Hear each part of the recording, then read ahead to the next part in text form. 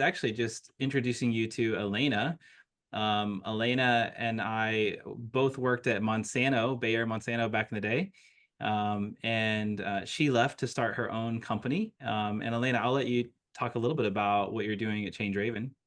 Yes, thank you, Ryan. Thank you, Sheila. Hi, everyone. My name's Elena Lurch. I'm located in Chesterfield. I was a global change manager at Monsanto and Bayer, and most recently, a director of innovation and learning at Washington University. Helped organizations manage change, and now I'm helping individuals transition through complex career change. So, a lot of times I work with people really looking to find their true purpose at work, maybe having trouble managing how to get all of their strengths and value on a piece of paper, really evolve your professional brand, and most importantly, celebrate your new role. So happy to be joining today and looking forward to talking about all aspects of change in life and career. Nice. Thanks, Elena. That's impressive, Alina. Like that's an impressive, succinct backstory. I have to say, Thank you. inspiring. And then I would like to introduce the Moksha group. So Sheila and I are the yin and yang of culture change. And sweet and spicy. What are you going to go with? I have a little bit of both. So I don't know about you. Yeah. So, what we do predominantly is create amazing workplace cultures. We do this by building better leaders and teams. Our work goes across four major sectors: culture, leadership, teams, and what we call solution making, which is solving big, wicked, complex, hairy problems.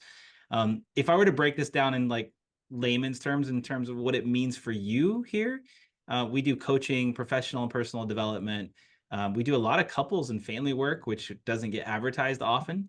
At the organizational level, it usually takes shape in terms of leadership coaching, engagement work, team building, and yeah. Anything you want to add to that? No, you got it. We do work all across the world. We love working with human beings. It's really the thing that fills our cup. We say that we're culture architects, but if I were being honest, we're really human architects. What we know is that when you study culture deeply, culture is a shadow of leadership. And so what that means is that if you want culture transformation, it really requires personal transformation at its core. And that really matters because what we know is that culture accounts for about 50% of the difference in operating profit over time. And that is no small number. And this is why Peter Drucker said, culture eats strategy for breakfast. And you think about how much money we spend on strategy stuff. The challenge is okay, so culture is a shadow of leadership. If my leaders are thriving, then my culture is thriving. But then you think about the current state of how we're all living and working, and you probably wouldn't be here if you didn't identify with some of the things I'm about to show you. 75% of employees are disengaged today. If we look at depression, it's doubled almost every generation since 1920, and we've seen 1,000% increase since 1950. I think even worse than that is these darn devices that we hold. We've seen a 400% increase in antidepressant use since the iPhone was released. So yeah, if you think about like, are these things making our life better or worse? Well, it's really relative, right? Like, we can order a pizza from our house. That's great. But in terms of what it's doing to our overall well-being, not so good. Now, the thing that really hurts me the most is that we've seen a 50% decrease in authentic, deep social connections as we've become more connected. So we're the most connected we've ever been, but in many ways, we're the most disconnected from one another's lives, right? We can put our best social image out there, but when it comes to really knowing our vulnerabilities and the things that we're scared about, those aren't often as shared as anymore. And really, we spend most of our time at work. If you look at the bucket of where we spend our time, it's at work. And so if we don't have connections at work, then where are we going to get them? And so that's why our company is called Moksha. Moksha is a Sanskrit word. It means to be awake.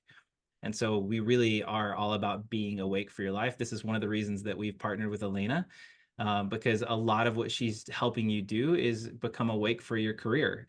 Now, the big part of our work is how do we create change?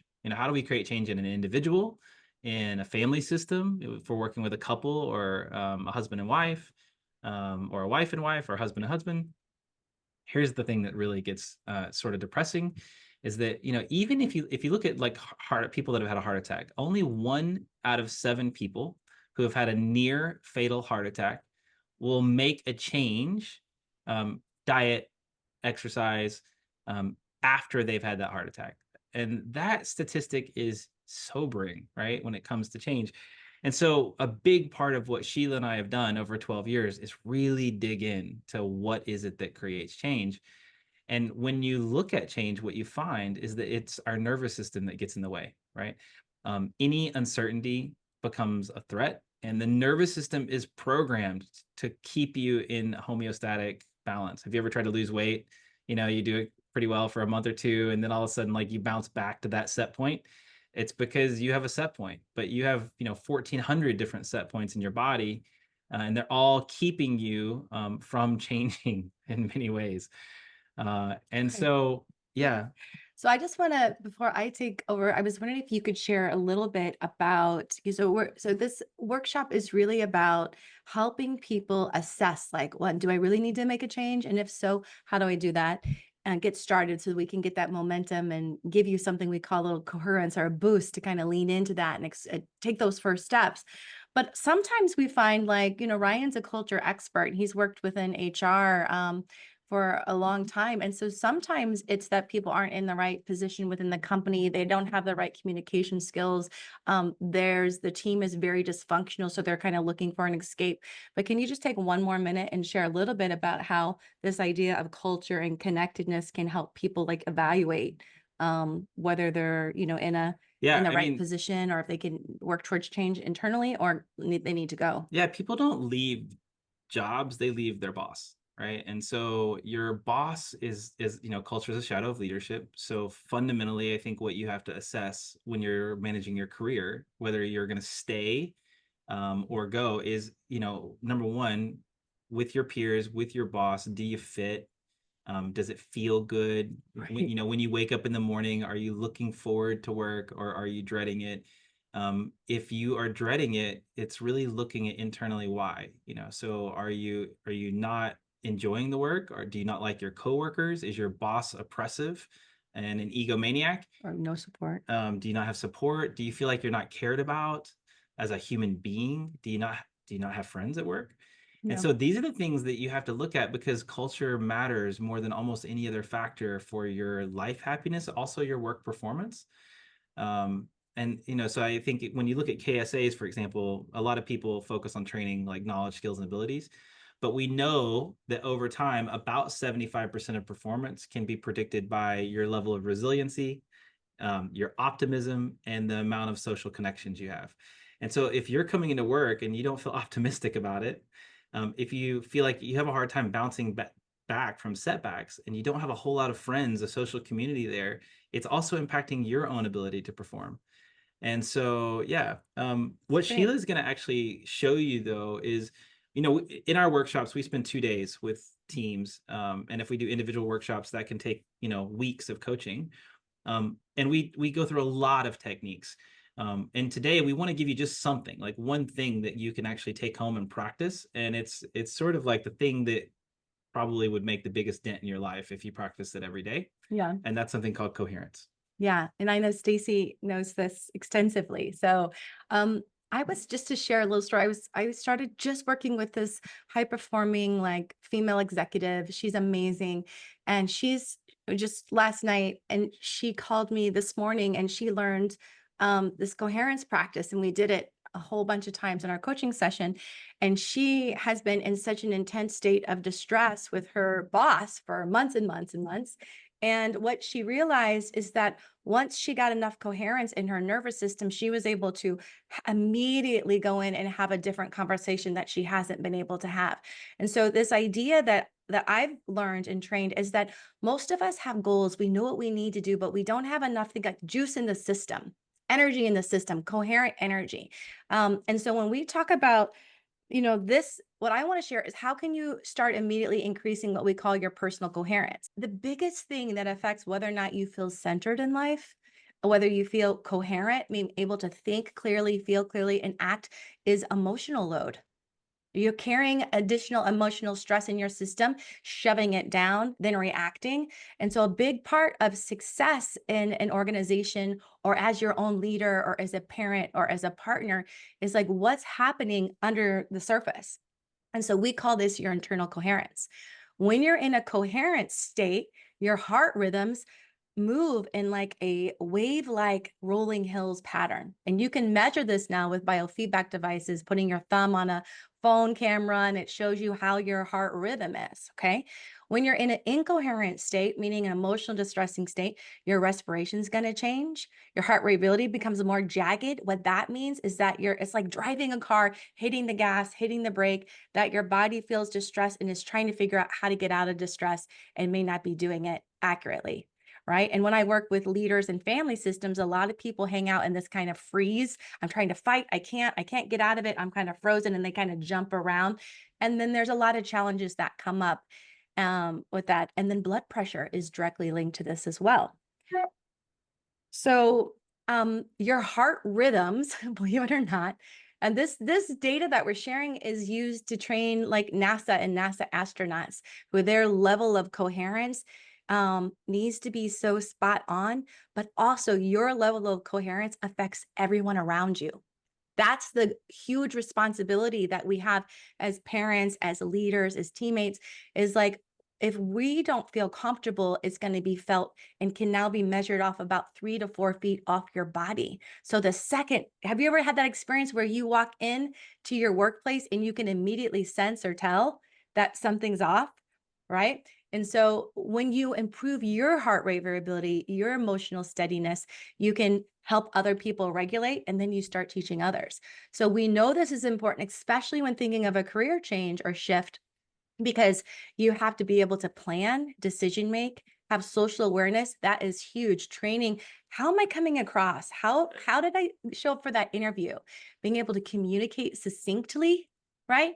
And help regulate our emotions. So when we're in a incoherent state, and no one may be able to see it, but they can feel it, it inhibits our brain function.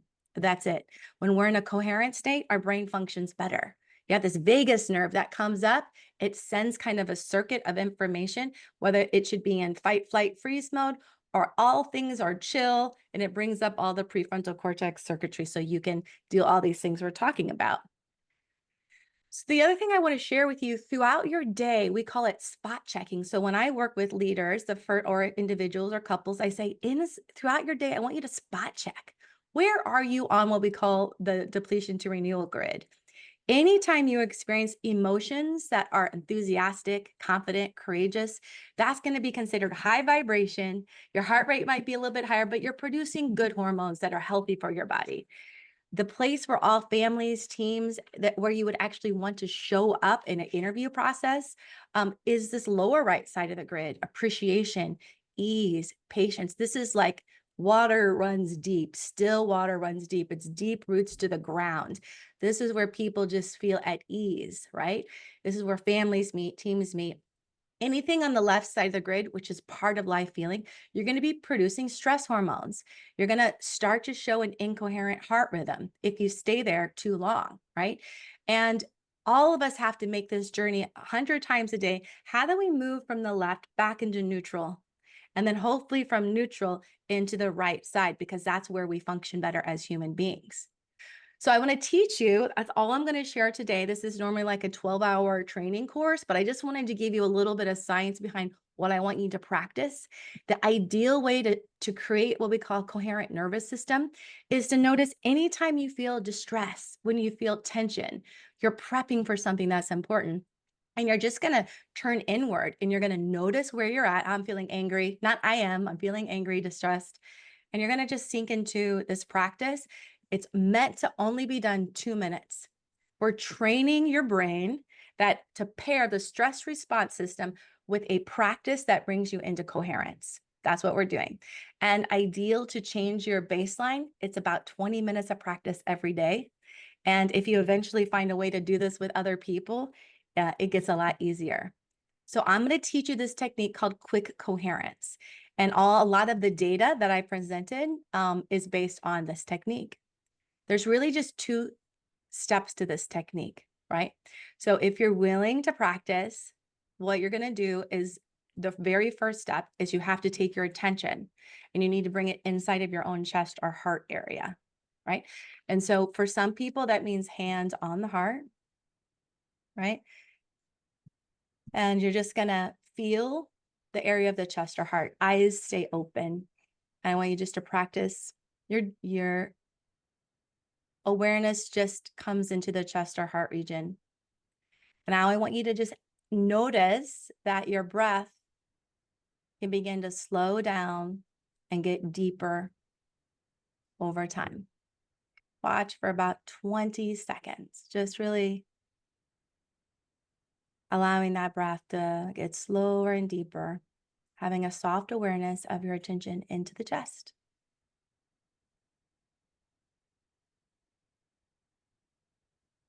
Now, the key, this technique is called heart-focused breathing. You'll know that you're starting to get more coherent when you have more saliva in the throat. Need to swallow. When the breath naturally begins to extend towards a 4 to 5 count in, 4 to 5 count out with no pauses. Stick with it for just 20 more seconds here, just learning how to do this while typing on the computer, while driving in the car, while listening.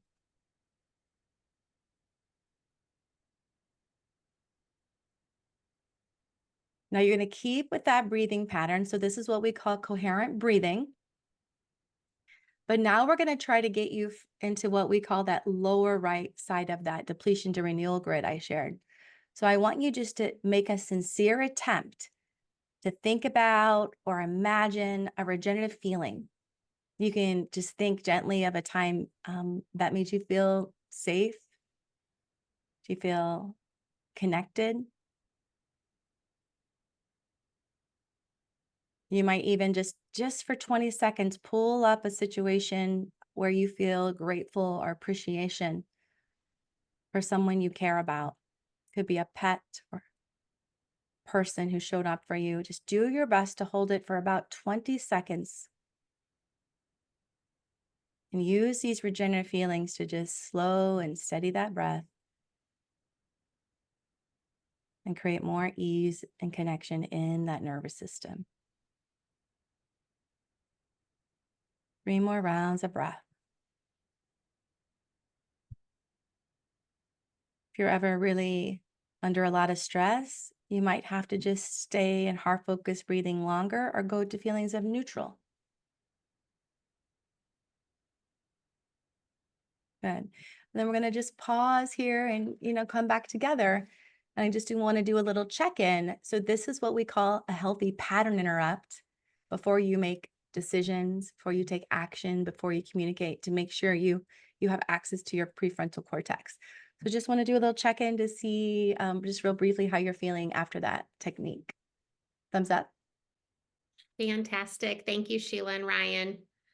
I could really use a Sheila every time I deliver a talk. Man, having heart-focused breathing right before you present, that's like a royal gift. So thank you so much.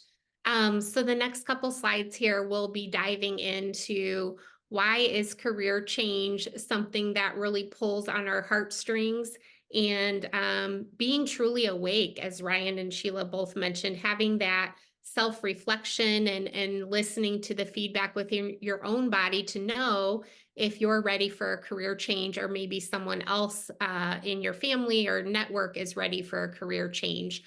So as I mentioned in my intro, I've done a lot of change management work for organizations and really found that I was unfulfilled in my own career, and found that my gift is really helping people guide through personal transformation when it comes to their work life.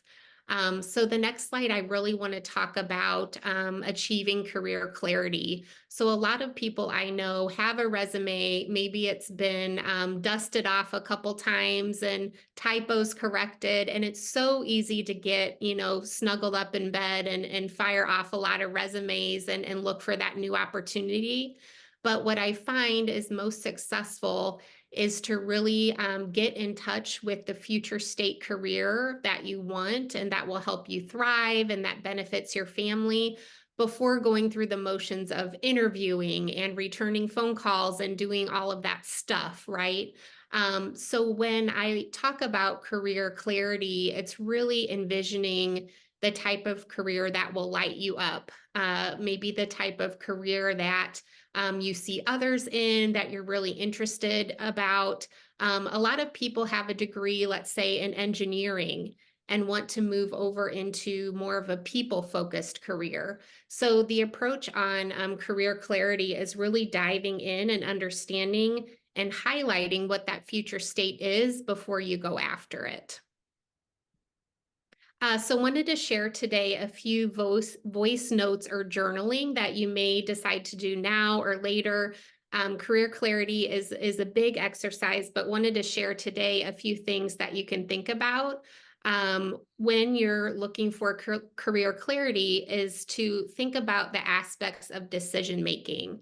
What type of decision making do you like to make at work, or do you prefer others to make decisions? When it comes to influencing, is that something that lights you up, that excites you, or is it something that, oh man, I would rather work in an environment where someone else is making the decisions because that's draining for me? When it comes to relationship building, do you thrive in small groups, in large groups? Do you prefer one-on-one interactions? And if you're building a new relationship, do you like to partner with an internal expert, someone external, or do you really get value into partnering with customers or end users? The same is true with technology. Are you an early adopter? Do you prefer to build or to use? Do you love IT projects? And then the last career clarity question that I wanted to share is your accomplishments. These are big for noticing your core strengths and also being able to leverage these accomplishments in interviews. What career achievements are you most proud of and why? What lessons did you learn and how have you shared these learnings with others? So this is just a really quick exercise and I'd be happy to share these prompts later, but wanted to give you just a little sneak peek into how I like to guide the career clarity process with those that I work with. So in summary, I have different packages and offerings. I always start with my clients on the career clarity exercises. I think of it a lot as that heart-focused breathing, right? Getting in tune for what really you're looking for in that future step. I talk about, understanding the mountain you want to climb and seeing that mountain and envisioning the mountain before you start to climb it.